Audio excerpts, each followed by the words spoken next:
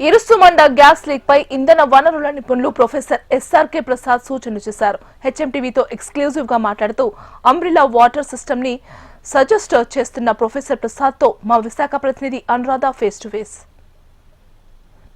Konaseema blowout కి సంబంధించి అసలు ఈ ఘటనకి సంబంధించి నిపుణులు ఏమంటున్నారు? ప్రస్తుతం అక్కడ మంటలు చూస్తే కొంతవరకు అదుపులోకి వచ్చినట్టుగా అనిపిస్తున్నప్పటికీ కూడా మరి ఇది గతంలో జరిగిన ఇష్యూస్ కి ఇప్పుడు జరిగిన ఇష్యూస్ కి గనక మనం చూసుకుంటే గనక నిజంగానే అక్కడ ప్రజల గుండెల్లో ఒక పెద్ద మంటల్నే ఆర్పినట్లుగా మనం చెప్పొచ్చు. ఎందుకనంటే అక్కడ ప్రజలందరూ కూడా ఎంత భయపడ్డారు ఈ ఘటనకు సంబంధించినది మనందరమే కూడా ప్రత్యక్షంగా చూసాం.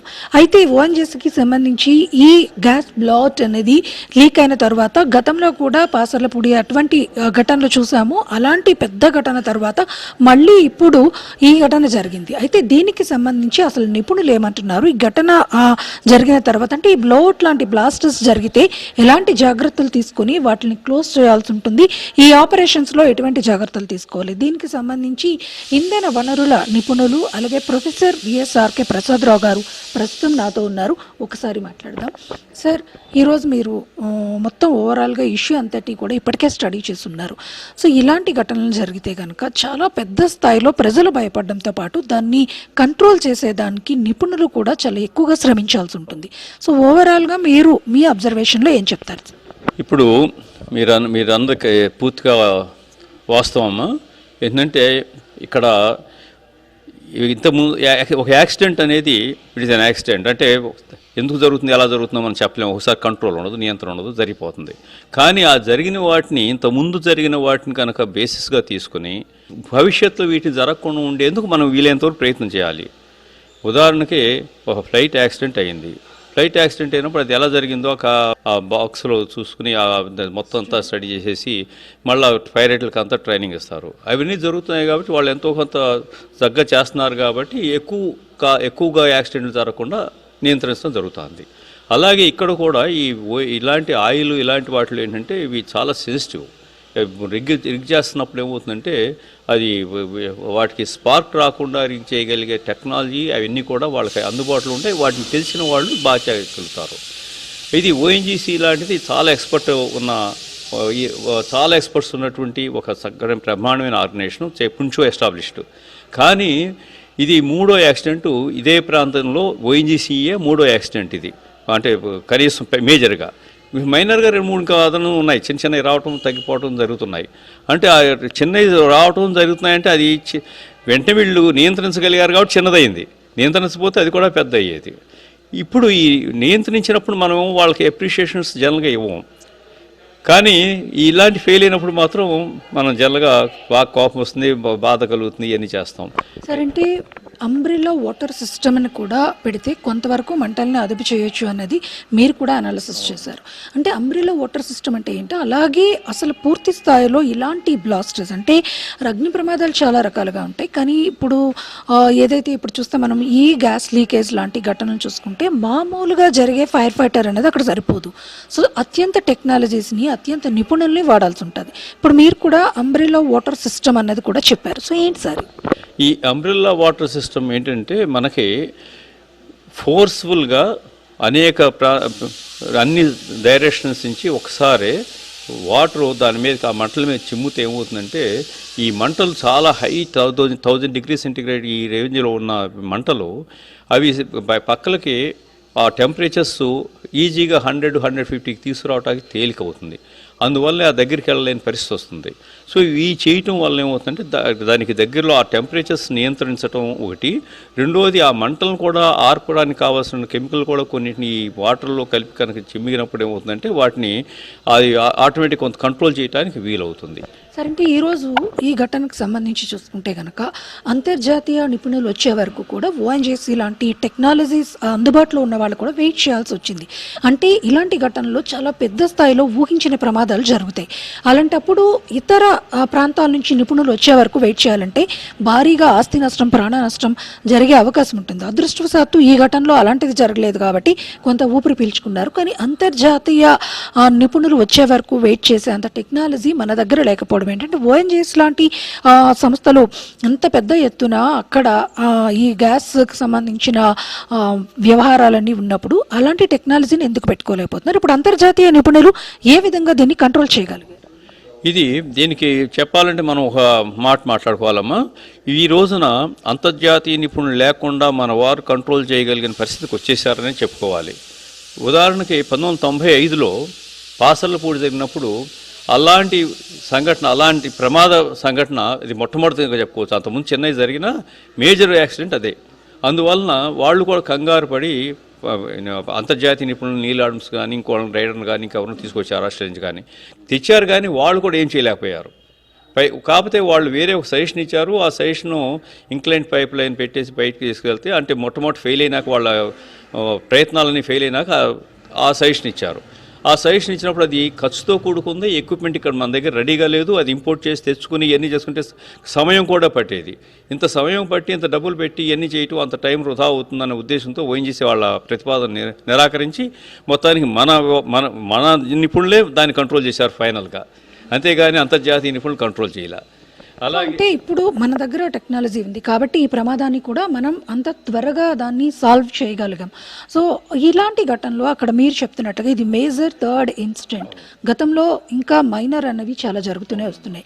అంటే ఇంత స్థాయిలో అక్కడ ఈ గ్యాస్ వ్యవహారాలకు సంబంధించి అక్కడ ఆపరేషన్స్ జరుగుతున్నప్పుడు అంటే మనం ఇంకా ఎలా ఇలాంటి వాటిని నివారించుకునే అవకాశం ఉంటుంది? ముఖ్యంగా ఇప్పుడు మనం చూస్తే ఆ మంటలు బ్లౌట్ వచ్చినప్పుడు ఇప్పుడు దాదాపుగా 60 to 70 దాని వరకు ఆపగలిగిన అది క్లోజ్ చేసిన దాంట్లో ఆ ఇంధన నిల్వలు అనేవి ఉండిపోతాయి. అప్పుడు చిన్న చిన్న పొరపాట్లు జరిగితే కనుక ఇలాంటి ప్రమాదాలు సంభవించే అవకాశం ఉంది అని మీరు కూడా అనాలిసిస్ చేశారు.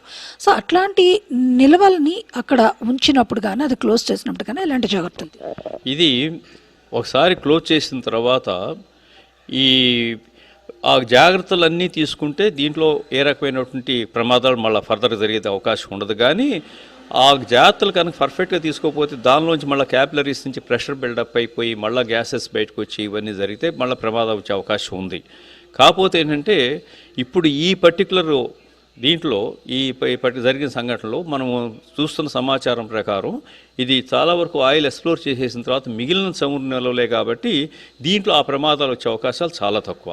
కానీ మీరు అన్నట్టు ఏంటంటే దీని ఒకదాన్ని లెక్కలో కాకుండా భవిష్యత్తులో కూడా ఈవెన్ బాగా చమురు నిల్వలు ఉన్న చోట కూడా ఈ యాక్సిడెంట్ జరిగినప్పుడు ఎలా నియంత్రించాలి అనేది దాని మీద పూర్తిగా వీళ్ళకి మనకున్న ఇంటర్నల్గా ఉన్నటువంటి టెక్నాలజిస్టులకి ట్రైనింగ్ ఇచ్చి అవసరమైతే మీరు జాతీయ నిపుణుల్ని ఆ యాక్సిడెంట్ టైంలో తీసుకొచ్చే కంటే వాళ్ళని ట్రైనింగ్ కోసం తీసుకొచ్చి వీళ్ళందరికీ కనుక ట్రైనింగ్ ఇవ్వగలిగే పరిస్థితి ఇచ్చి అలాగే ఏ ఎక్విప్మెంట్ అయితే ఉపయోగపడుతున్న ఆల్టర్నేటివ్ ఎక్విప్మెంట్ కూడా వాళ్ళు సజెస్ట్ చేస్తున్న ఎక్విప్మెంట్ కూడా వాళ్ళు మనకి ఇక్కడ అందుబాటులో ఉండేటట్టుగా మనమే తయారు చేసుకోగలిగే పరిస్థితి మనకు కనుక తెచ్చుకోగలిగితే, అంటే ఇప్పుడు ఆత్మనిర్భర్ ఇలాంటి వాటి ద్వారా కానీ ఏదన్నా కానీ మన ప్రధానమంత్రి గారు చెప్తున్న మన స్వావలంబన వీటిని ఆ పద్ధతిలో కనుక మనం తెచ్చుకోగలిగితే ఇక్కడి నుంచి మనమే కంట్రోల్ చేసుకోవటమే కాబట్టి ఇతర దేశాలకు ఇచ్చే పరిస్థితి తీసుకోవచ్చు. సార్ అంటే ముఖ్యంగా ఇప్పుడు మీరు ఇదంతా ఓవరాల్గా నిన్నటి నుంచి కూడా జరిగిన ఇష్యూని చూస్తున్నారు, అబ్జర్వ్ చేశారు, మీరు కూడా కొన్ని సజెషన్స్ చేశారు. సో డ్రిల్లింగ్ వలన ఈ ఘటన జరిగింది అన్నది ప్రధానంగా మీరు కూడా ఒక నిర్ధారణ కంటే అక్కడ ఉన్న నిపుణులు చాలామంది కూడా నిర్ధారణకు వచ్చారు. సో ఇలాంటప్పుడు తరచూ ఇలాంటి ఘటనలు జరగకుండా లేకపోతే ఇప్పుడు మీరు చెప్తున్నట్లుగా టెక్నాలజీ మీద అవగాహన పెంచి చేయొచ్చు. సో ఇప్పుడు అక్కడ చాలా పరిధి వరకు కూడా ఆ ఓవర్ హీట్ వలన మొక్కలు కాలిపోయినాయి, చెట్లు కాలిపోయినాయి, భూమి చాలా వేడెక్కిపోయింది. సో ఫర్దర్ ఎలా ఉంటుందని మీరేనాలి? ఇప్పుడు ఇలాంటి సంఘటనలు జరిగినప్పుడమ్మా ముఖ్యంగా 500 మీటర్స్ రేడియస్లో అంటే 1/2 కిలోమీటర్ వ్యాసార్థంలో ఉన్న ప్రాంతంలో మొక్కలకి అలాగే భూమికి చాలా నష్టం జరుగుతుంది బిగినింగ్లో. తర్వాత మిగతా వారికి అంటే ఇంకా కిలోమీటర్ దూరంలో ఉన్న దాంట్లో కొంతవరకు హీట్ ఉంటుంది. ఆ తర్వాత అసలు హీట్ అనేది కూడా నార్మల్గా ఉంటుంది, పెద్దగా ఏమి మార్పు ఉండదు. ఈ లోపు ఉన్న ఈ ఆ ప్రాంతాల ప్రజలు ఉన్న వాళ్ళకందరికీ కూడా ఎలాగో అక్కడి నుంచి వెకేట్ చేయించారు కాబట్టి ఈ రకమైన బాధ నుంచి తప్పుకున్నారు, అది బాగానే ఉంది. కానీ మళ్ళీ వెనక్కి వచ్చినప్పుడు వాళ్ళకు వచ్చే ప్రాబ్లం ఏంటంటే భయం ఉంటుంది. ఇది సైకలాజికల్ భయం అనేది చూసారా, నైట్ ప్యానిక్ అది. అంటే ఒక రకంగా గైకి సడన్గా ఈ రాళ్ళు అన్ని విసిరిపట్టడం, శబ్దాలు రావటం, ఏదో ఒక అమ్మో ఏమైపోతుంది అనే భయం ఏర్పడుతుంది. ఆ భయం ముఖ్యంగా కొంత పెద్దవాళ్ళలో బలహీన మనసుకుల్లోనూ, చిన్నపిల్లలు అయితే అందరికీ ఎక్కువ మందికి ఆ భయం కంటిన్యూస్ తర్వాత కూడా చాలా కాలం ఉండే అవకాశం ఉంటుంది. కాబట్టి అక్కడ ఎవరు ఈ రకమైన భయం ఎలా పడుతున్నారు, ఇలా అనేది చూసుకుని అక్కడ వైద్యులు సలహా ఎన్నిచ్చి వారిని ముందు అటెండ్ అవ్వాలి. అదొకటి. రెండోది మిగతాది అక్కడ ఉన్న మొక్కలు, పంటలు వీటి గురించి ఎంత నష్టం జరిగింది, అది పర్మనెంట్ లాసా లేకపోతే టెంపరీ లాసా, అంటే అక్కడ సాయిల్కి ఈ బయట మండినప్పుడు వచ్చినప్పుడు ఉండే కెమికల్స్ వచ్చి అక్కడ ఏమైనా డిపాజిట్ అయినాయా లేదా, ఆ డిపాజిట్ అయినప్పుడు దాని ఇంపాక్ట్ ఎంత ఉంది సాయిల్ మీద అని సాయిల్ టెస్టులు అవన్నీ కూడా గవర్నమెంట్. ఇప్పుడు మీ అంచనా ప్రకారం ఇప్పుడు ఈ బ్లోట్ అనేది ఆల్మోస్ట్ చాలా వరకు కంట్రోల్ అయింది అన్నది నిపుణులు చెప్తున్నారు. సో మీ అంచనా ప్రకారం ఇప్పుడు అక్కడ కండిషన్ ఈజ్ నార్మల్?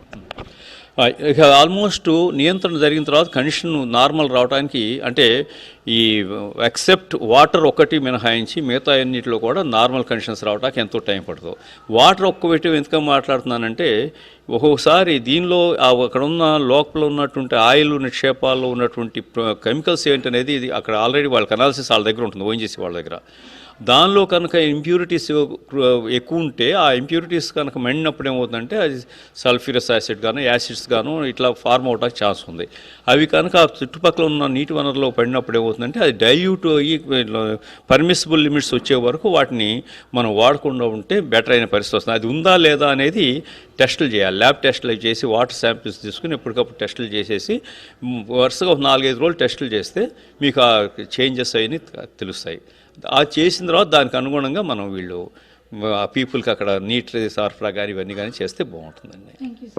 ఇది ఇక్కడ మొత్తానికి నిపుణుల అంచనాల ప్రకారం ఇప్పుడు ఏదైతే కోనసీమ బ్లౌట్కి సంబంధించిన ఇష్యూ ఉందో అది పూర్తిగా నార్మల్ కండిషన్కి వచ్చిందని చెప్పలేకపోయినప్పటికీ కూడా ఆల్మోస్ట్ దాని పరిస్థితి అనేది కొంత తీవ్రత తగ్గింది అనేది మాత్రం అంచనా వేస్తున్నారు. అయితే తదుపరి అక్కడ ప్రజలు భయాందోళనలు చెంది ఉన్నారు కాబట్టి వాళ్ళకి ముందు అవగాహన కల్పించి ఆ పానిక్నెస్ నుంచి బయటికి తీసుకొచ్చాక ఆ గ్రామాల్లో ప్రజల్ని అలౌ చేయాలి, అలాగే అక్కడ పరిస్థితుల్ని ఎన్విరాన్మెంటల్ని కూడా పూర్తి స్థాయిలో నివేదిక చేయాలనేది కూడా నిపుణులు సూచనలు చేస్తున్నారు. మరో ముఖ్యమైన విషయం, ఇక్కడ ఏదైతే ఇలాంటి ప్రమాదాల సమయంలో టెక్నాలజీని వాడుకుని నిపుణుల నుంచి సలహాలు తీసుకుని ఇలాంటి పరిస్థితుల్ని మనం ఎదుర్కొన్నామో అలాంటి వాటి మీద పూర్తి స్థాయిలో నిపుణులతో కలిగిన ఒక బృందంతో అవగాహన కల్పించాలి. అక్కడ ఏదైతే ఓఎన్జీసీ లాంటి సంస్థలు ఉన్నాయో అవన్నీ కూడా అవగాహన కార్యక్రమాలు కూడా చేపట్టాలి అన్నది సూచనలు అయితే చేస్తున్నారు ప్రసాదరావు గారు. ఇది లేటెస్ట్ అప్డేట్. వీడియో జర్నలిస్ట్ దానిష్తో అనురాధ, HM TV, విశాఖపట్నం.